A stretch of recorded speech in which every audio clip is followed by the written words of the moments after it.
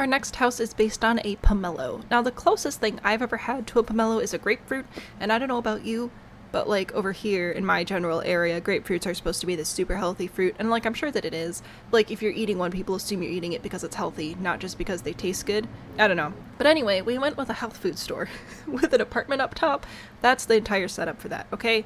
That's it. It was a lot of fun to build though, and pomelos grow in the Southeast Asian region, which I haven't spent a whole lot of time studying the architecture in that area.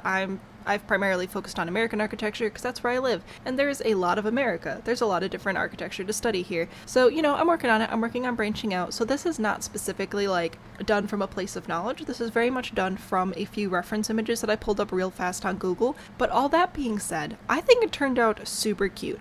My favorite parts are the outdoor areas, the outdoor living areas. I think the upper deck and the lower sort of covered area for customers to sit and eat their healthy snacks. I think those both turned out super cute.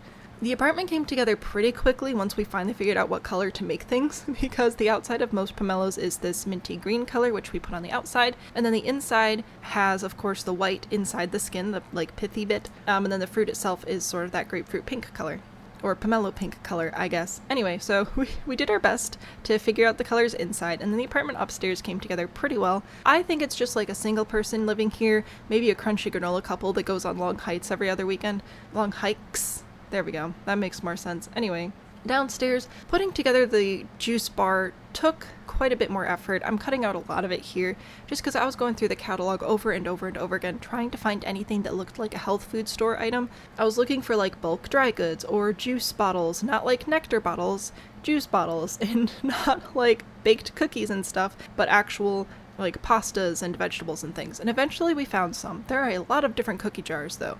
My goodness, so many cookie jars in the game, very few with lentils. But eventually we put it together, and I think it turned out pretty okay. Now, this lot currently, as it's uploaded on the gallery, is just a residential lot.